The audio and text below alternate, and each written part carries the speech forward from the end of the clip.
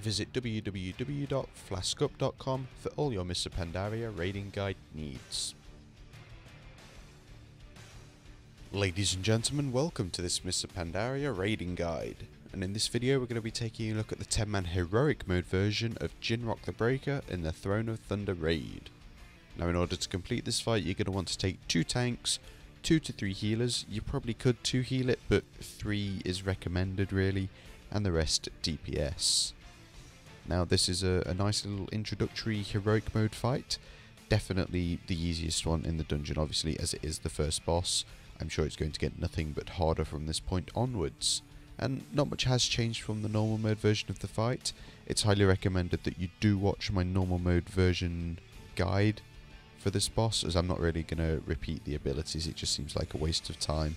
Instead what I'm going to do is speak about the new abilities that are brought to this fight, and how you can deal with them in order to try and get yourself a quote, progress denied clean kill. You'll see what I mean by that at the end of the video. Now as this is a heroic mode encounter, you will have to be aware that all of the normal mode abilities that have been carried over will obviously deal more damage and hurt quite a bit more. And you also need to manage them quite a bit better. For example, the focused lightning, that needs to be put as far away as possible to the sides of the room.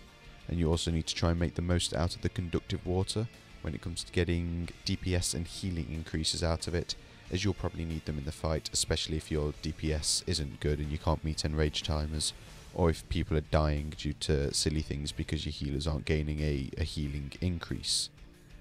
Something that I should also mention is that the conductive water will give you 100% extra nature damage in heroic mode, as opposed to 80% in normal mode, so you should bear that in mind at all times during the fight.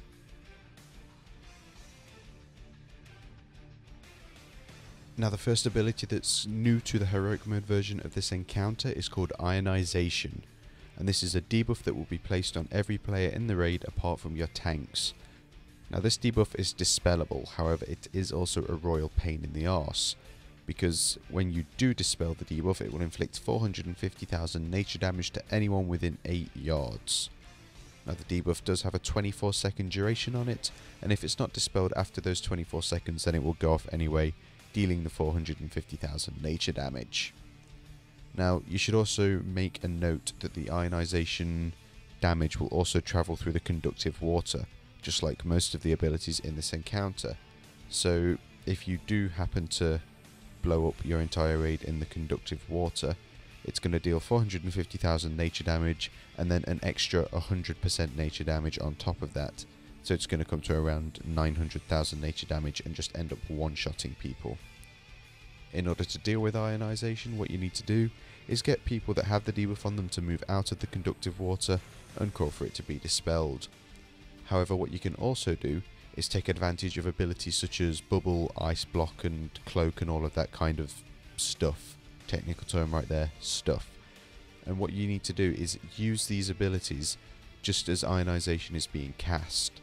This is because if you get the ionization debuff on you and then use bubble or ice block in order to remove the debuff, the chances are you will still end up blowing up the raid and people around you.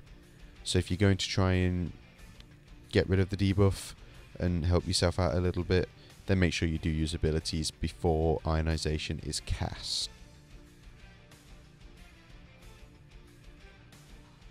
So ionization is a relatively simple ability to deal with, given the right circumstances when it comes to dispelling, making sure there aren't too many people to dispel, and also making sure that damage isn't being dealt to people where it shouldn't be. The next ability, however, is a little bit more of a pain in the arse, and it does require people to use their brains, which is something I didn't do quite a bit, and actually dodge stuff. And this next ability will occur during the lightning storm phase, and it is called Lightning Strike. And what it will do is it will strike lightning at multiple locations throughout the room during the lightning storm. Now if you get hit by this lightning strike, it will inflict 400,000 nature damage to anyone nearby.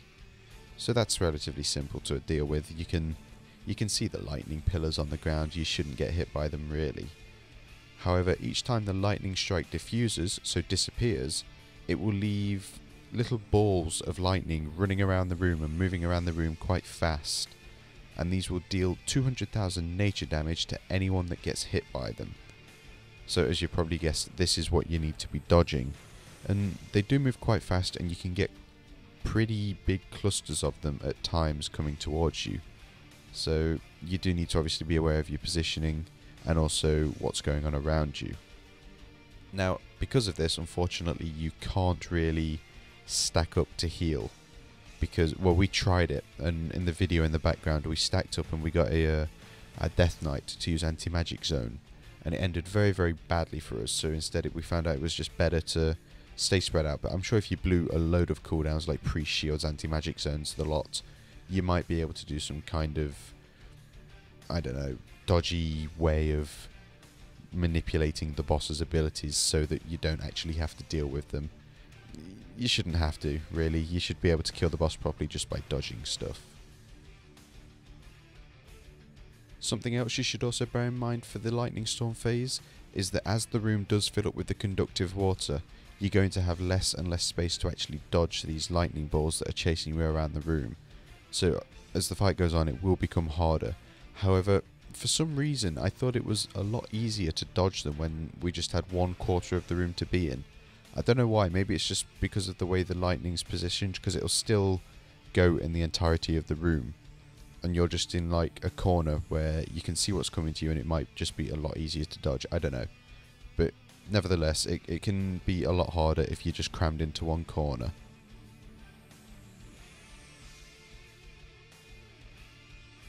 So that's going to do it for this Mr. Pandaria raiding guide.